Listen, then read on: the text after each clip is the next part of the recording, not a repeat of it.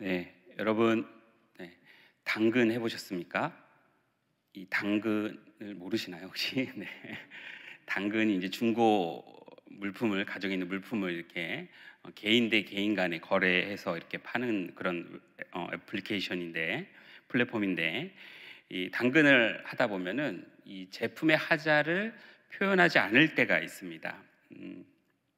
물론 이제 제품의 하자를 아주 잘 표현하시는 분들도 많이 있습니다. 근데 간혹 이 제품의 하자를 모호하게 보여줍니다. 이 사진을 찍어도 일부러 멀리 찍고 이제 이거에 대해서 언급했다고 얘기를 하거나 또 별 문제가 아닌 것처럼 이야기하기도 합니다. 네, 이렇게 좀 정직하게 말하지 않죠. 가공식품도 여러분 그렇습니다. 이 가공식품이 이 가리고 싶은 식품의 성분이 있을 때 어떻게 합니까? 어떻게 하죠? 글씨를 굉장히 작게 합니다.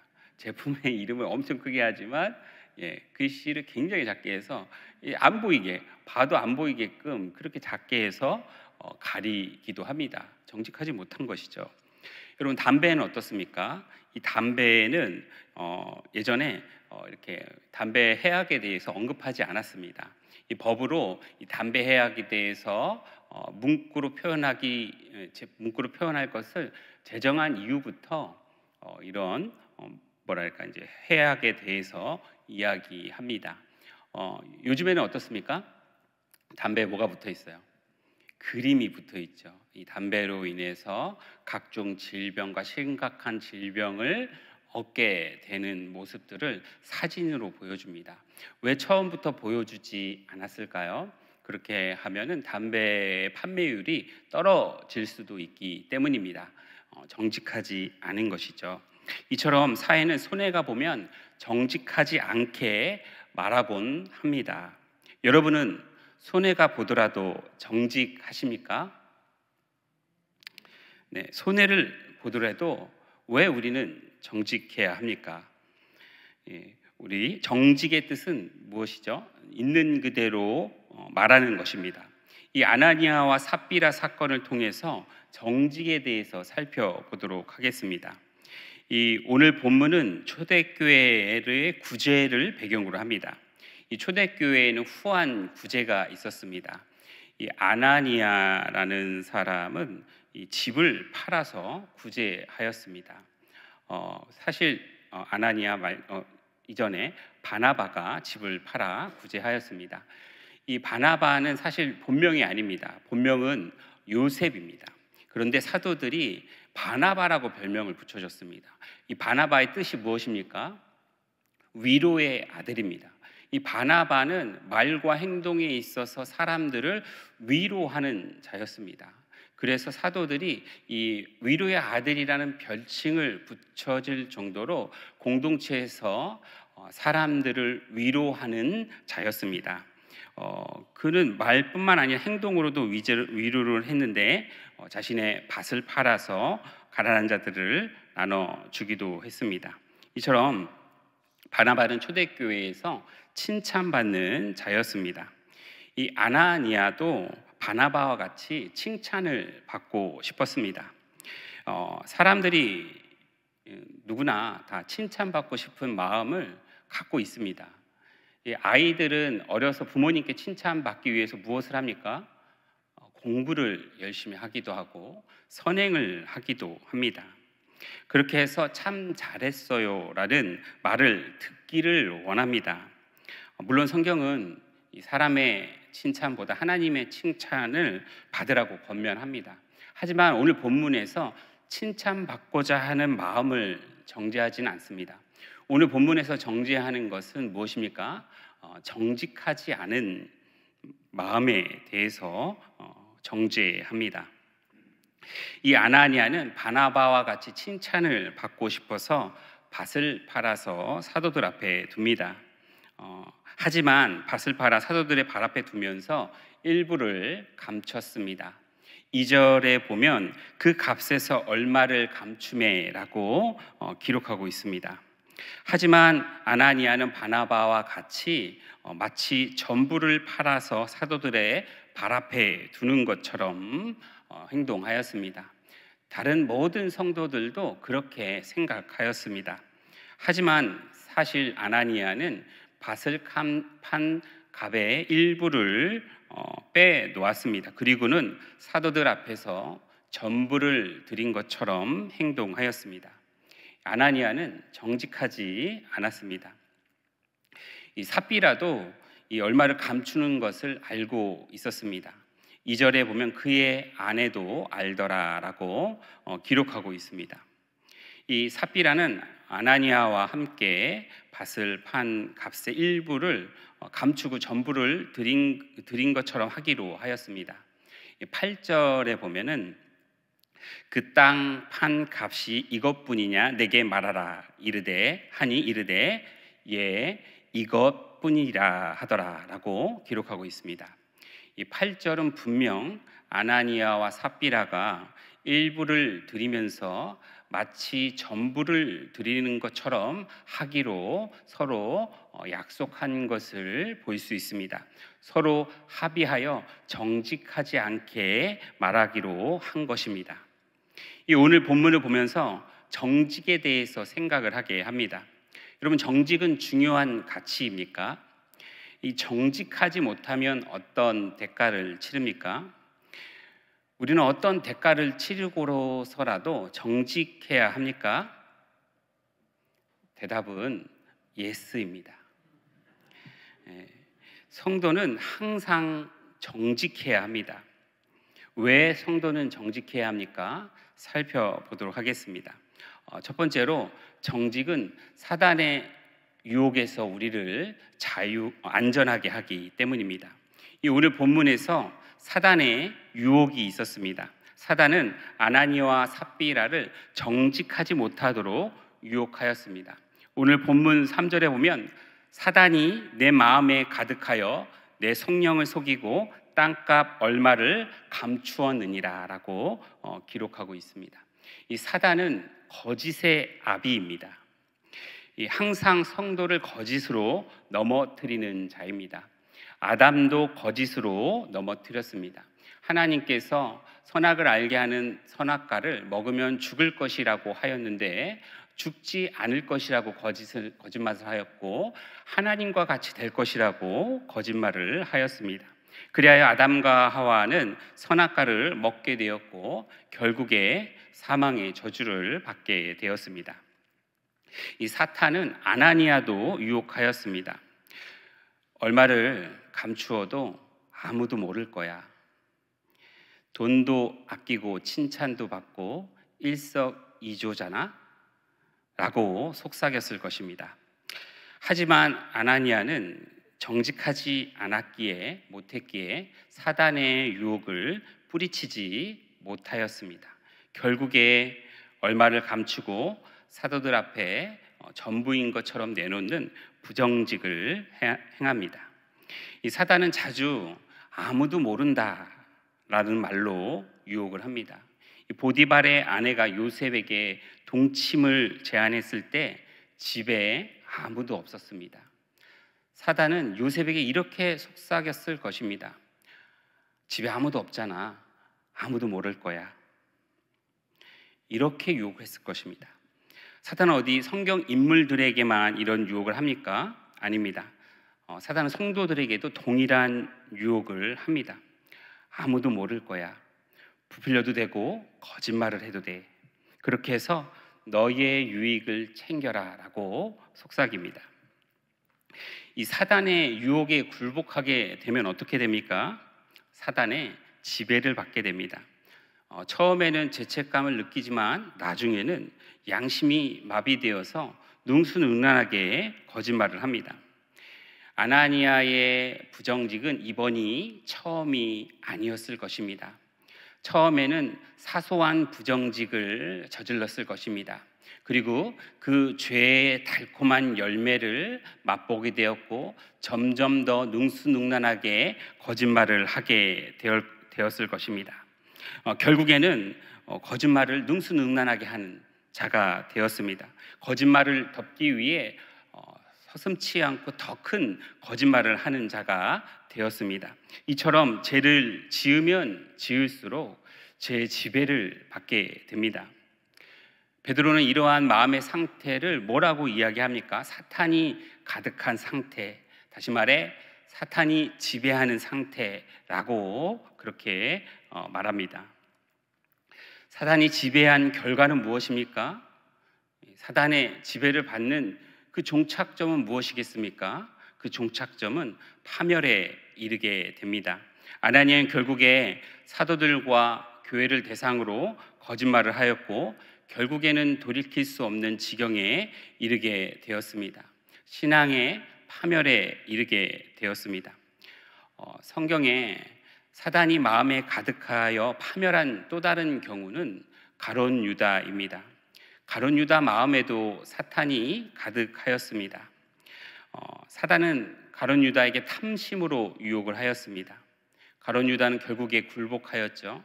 그리고 처음에는 작은 재정을 손대는 것에서부터 시작하였습니다. 그러나 나중에는 예수님까지도 팔게 되는 지경에 이르게 되었습니다. 결국에 자살하여 죽게 되었습니다. 이처럼 사단의 유혹에 넘어가게 된 자는 사단의 지배를 받게 됩니다. 사단의 지배를 받게 된 자는 결국에는 그 죄로 인하여서 파멸에 이르게 됩니다. 만약 아나니아가 정직한 자였다면 사단의 유혹에서부터 안전하였을 것입니다. 거짓말을 하지 않았다면 사단이 이 아나니아의 마음에 틈타지 못하였을 것입니다. 정직뿐만 아니라 진리로 무장된 자는 사단의 유혹에서부터 안전합니다. 아무도 모를 것이라는 그 달콤한 속삭임에 넘어가지 않을 수 있습니다. 그러므로 항상 정직으로 무장하는 자 되시기를 주님의 이름으로 축복드립니다. 어떠한 상황에서도 어떤 손해가 있더라도 정직하게 말하는 자가 되십시오. 아무리 모를지라도 아무리 손해를 받을지라도 정직하리라 결심하시기 바랍니다.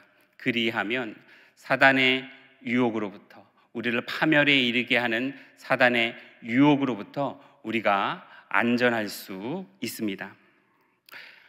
두 번째, 정직은 하나님의 심판에서 우리를 안전하게 합니다. 거짓말할 때 기억해야 할 것이 무엇입니까? 하나님께서 아신다는 것입니다. 요한계시록의 7교회에 예수님께서 가장 많이 한 말씀 중에 하나는 내가 아노니입니다. 예수님은 7교회의 상황을 알고 계셨습니다. 7교회의 제약도 알고 계셨고 7교회의 잘하는 것들도 알고 계셨습니다. 하나님은 오늘날에도 우리의 정직함 혹은 부정직함을 알고 계십니다. 꼭 하나님을 언급하지 않는다 할지라도 여러분, 거짓말은 드러나게 되어 있습니다. 신정한이 예전에 원정 도박을 하고 그것을 감추기 위해서 병원에 입원했다라고 이야기를 하죠. 변명을 합니다. 그리고 나서 사진까지 조작을 해서 보여줬죠. 근데 어떻게 되었습니까? 결국에는 거짓말로 밝혀지게 되었어요. 이제 어떤 조사를 했겠죠. 뭐 병원 기록이 있는지 이런 것들이 거짓 정황으로 드러났기 때문에 그래서 이 신정한의 거짓말이 드러나게 되었습니다. 여러분, 거짓말은 드러나게 되어 있습니다. 꼭 우리가 어떤 조사를 하지 않는다 할지라도 우리가 신체적으로 거짓말을 할 때 반응을 합니다. 뭐 눈빛을 피한다든가 아니면 눈을 깜빡인다든가 아니면 미세한 표정의 변화가 있다든가 말투가 떨림이 있다든가 빨라진다든가 더듬는다든가 하는 변화가 있습니다.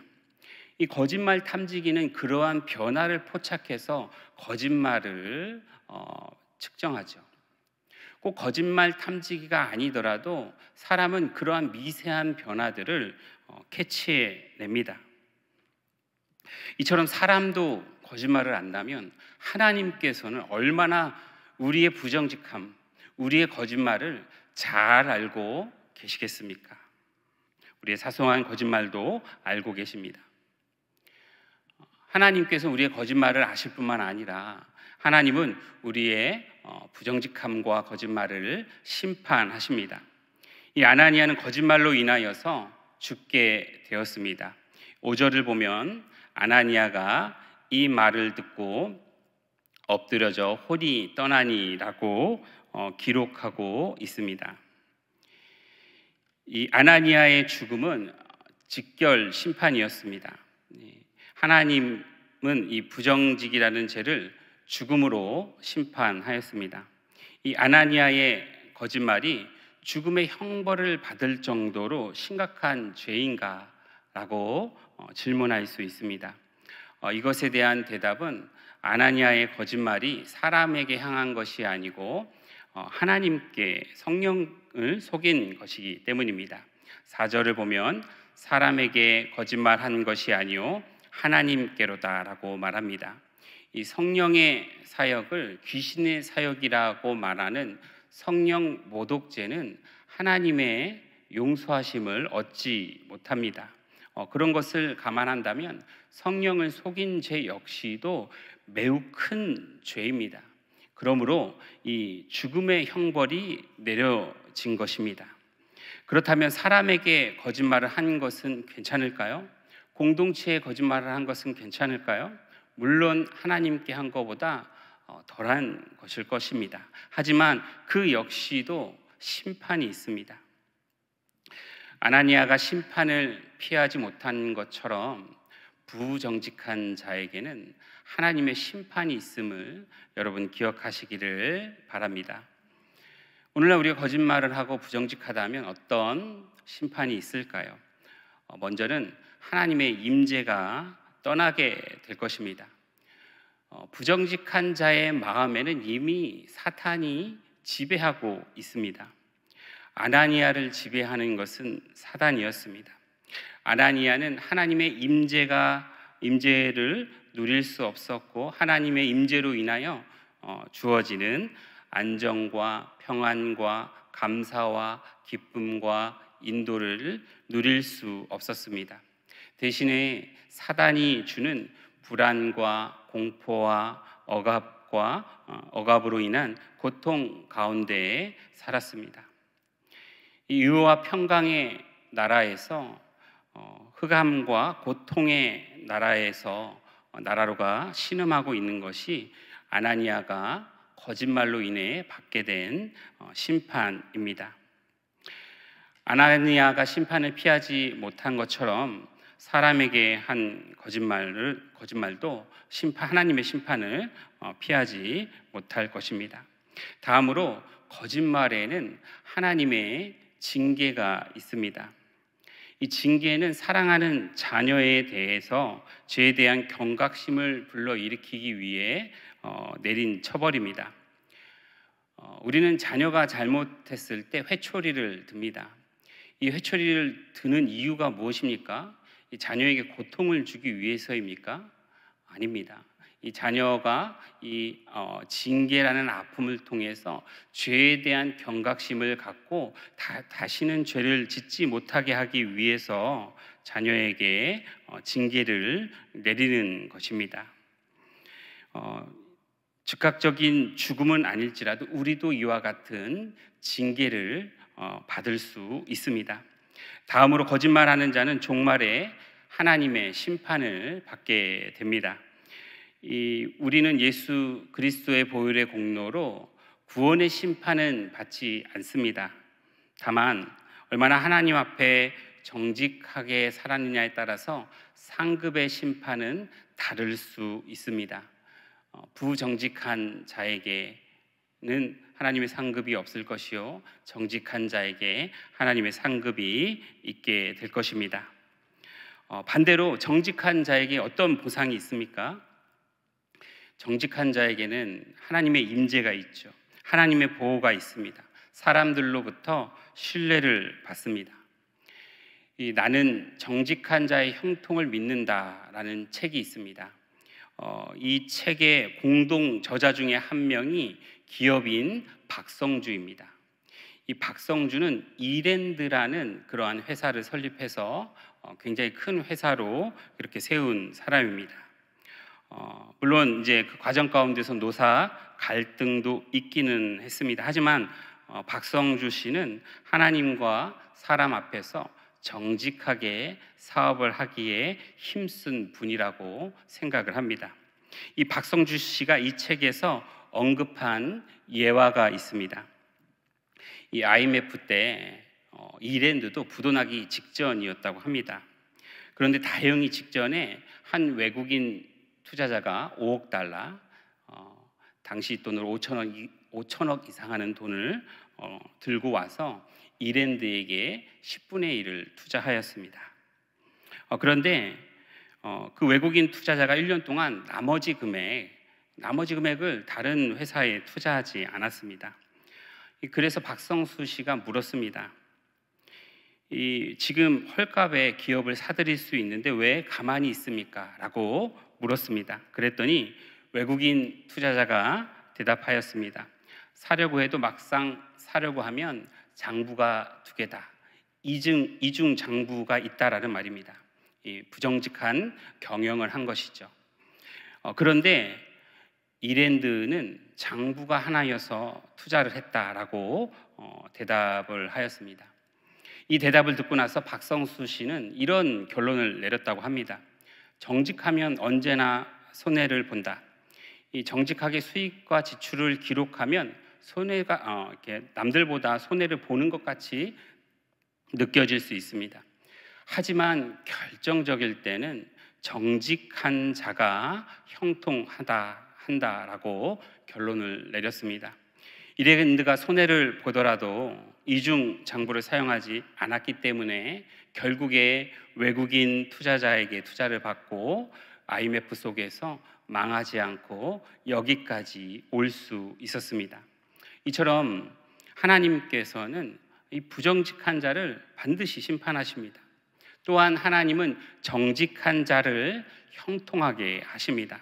정직한 자는 하나님의 심판에서 안전합니다. 담대함과 확신 가운데서 살아갈 수 있습니다. 그러므로 언제나 어떤 손해를 본다 할지라도 항상 하나님 앞과 사람들 앞에서, 교회 앞에서 정직하게 살아가시는 모든 성도님 되시기를 주님의 이름으로 축복드립니다. 세 번째, 정직은 공동체에 선한 영향력을 끼칩니다. 이 죄는 전염되는 속성을 갖고 있습니다. 성경은 죄를 누룩으로 표현합니다. 이 누룩은 어떤 속성을 갖고 있습니까? 반죽의 매우 작은 부분을 갖고 있지만 이 밀가루 반죽을 하면 누룩을 조금만 넣어도 어떻게 됩니까? 누룩이 반죽 전체에 어떻게 됩니까? 어떻게 되죠? 퍼지게 됩니다. 그래서 이렇게 그런 속성을 죄로 비유했어요. 무슨 말입니까? 죄는 확장되는 속성을 갖고 있습니다. 공동체 안에서도 죄는 확장됩니다. 이 출애굽한 이스라엘 백성들이 가나안 땅에 도착하여 12 정탐꾼을 보냈을 때 여호수아와 갈렙은 하나님께서 함께 하시면 우리가 능히 취할 수 있으리라 라고 그렇게 말하였습니다. 그런데 10명의 정탐꾼들이 어떻게 얘기했습니까? 가나안 사람들은 거인이고 우리는 메뚜기와 같다라고 그렇게 불신앙적인 말을 하였습니다. 그 결과 어떻게 되었습니까? 이 불신앙이 공동체 전체에, 불평이 공동체 전체에 퍼지게 되었습니다. 이처럼 죄는 확장되는 성격을 갖고 있습니다. 이 바울이 고린도 교회에 음행하는 자를 어떻게 하라고 말합니까? 어떻게 하라고 말했죠? 쫓아내라고 말합니다. 왜 그렇게 강력하게 조치를 취합니까? 이것도 마찬가지로 죄는 전염되는 성질을 갖고 있기 때문입니다. 이 구약의 포로기한 공동체에 에스라가 내린 조치는 무엇입니까? 이방인의 아내는 어떻게 하라고 합니까? 어떻게 하라고 해요? 쫓아내라고 합니다. 어떻게 이렇게 냉혹하게 할 수 있지? 우리가 그 질문을 던지기에 앞서 여기서 던져야 할 질문은 이것입니다. 왜 그토록 죄에 대해서 강력하게, 단호하게 조치를 하였는가? 그 이유는 무엇입니까? 죄는 확장되는, 지배하는, 전염되는 속성을 갖고 있기 때문입니다. 이 가나안 정복 전쟁 때 이 아간이 전리품을 숨겼죠. 시날산 외투랑 은 200세겔과 금 50세겔을 장막 안에 숨겼습니다. 그때 이 여호수아 공동체가 내린 조치는 무엇입니까? 그 집안에 있는 모든 자녀와 딸과 아들을 끌어내고 그 전리품들과 물건들을 끌어내고 가축들을 끌어내어서 돌로 던져서 그 가족 모두를 죽입니다. 그리고 불태웁니다. 왜 이렇게 강력한 조치를 행하였습니까? 왜냐하면 죄는 이 공동체에 확장되는 전염성이 있기 때문입니다. 오늘 아나니아와 삽비라의 심판도 마찬가지입니다. 죄는 강하게 전염되는 속성을 갖고 있기에 강력하게 조치를 취한 것이었습니다. 그렇지 않았으면 이 부정직이라는 죄의 속성이 공동체 전체에 퍼졌을 것입니다. 반대로 정직은 공동체에 선한 영향력을 끼칩니다. 아나니아의 심판이 강력한 경고가 되었습니다. 이로 인하여서 정직이 공동체에 매우 중요한 덕목이 되었습니다. 그리고 이 공동체가 매우 정직한 공동체로 건강하게 되었습니다. 그리고 그 결과 부흥하게 되었습니다. 사도행전 5장 14절 말씀을 보면 믿고 죽게 나오는 자가 많았더라 라고 기록하고 있습니다. 이 정직으로 인하여서 이 공동체가 사회로부터 이웃으로부터 신뢰를 얻게 되었고 부흥하게 되었습니다. 여러분, 오늘날 기독교가 쇠퇴하는 이유가 무엇입니까? 이 기독교의 성도의 수가 줄어들고 있는 이유가 무엇이겠습니까? 여러 가지 요인이 있을 것입니다. 그 중에 하나는 출산율의 감소입니다. 이 출산율이 적으니 그만큼 교회의 다음 세대도 줄어드는 것입니다. 또한 후기 기독교 사회의 현상이기도 합니다. 이미 많은 출산율 저하를 겪지 않았던 유럽의 선진 유럽의 기독교 사회가 쇠퇴하였습니다. 교회가 텅텅 비었어요. 출산이 낮아지지 않은데도 불구하고 교회가 텅텅 비는 것이 후기 기독교 사회의 하나의 현상이라고 사람들은 말합니다. 마지막으로 무엇 때문에 교회의 성도 수가 줄어들 수 있겠습니까? 그 중에 하나는 정직의 부재 때문입니다. 2024년 3년 한국교회 사회적 신뢰도 여론조사에서 목사와 교회를 신뢰하는가, 이제 다른 항목이긴 했는데 목사를 신뢰하는가, 교회를 신뢰하는가, 신뢰한다고 나온 비율이 대략 20%였습니다. 74% 정도가 목사와 교회를 신뢰하지 않는다라고 그렇게 결과가 나왔습니다. 그 신뢰하지 않는 이유에 대해서 목회자들의 삶이 19%였고 또 불투명한 재정의 사용이 17.9%였습니다.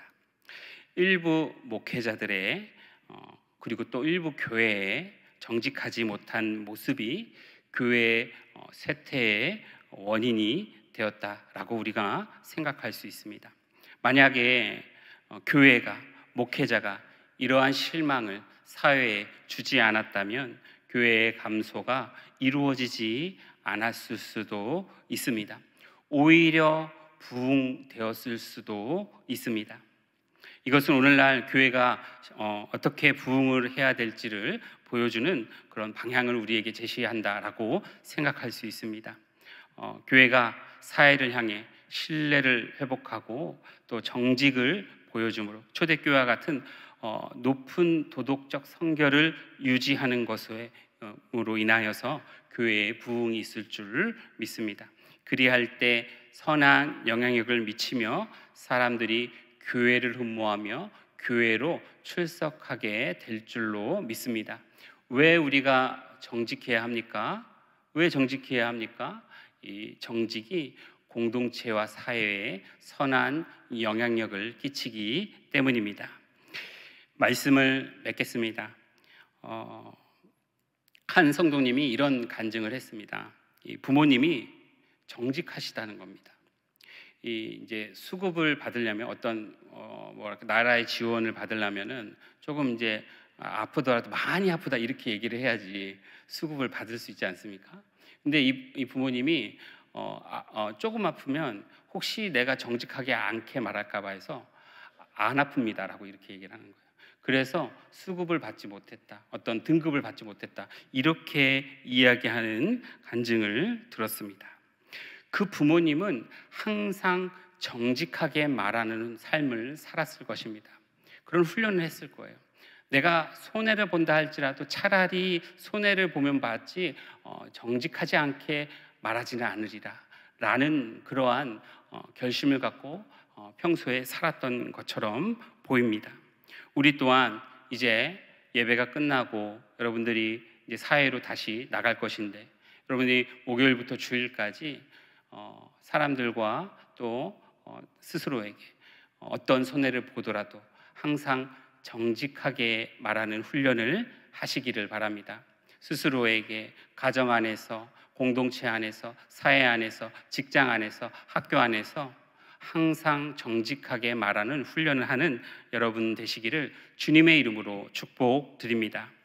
그리할 때 사단의 유혹에서 안전하며 하나님의 심판에서 안전하며 교회와 사회에 선한 영향력을 끼치는 자로, 세상의 빛과 소금으로 하나님께 인정받는 자로 우리가 칭찬받을 줄로 믿습니다.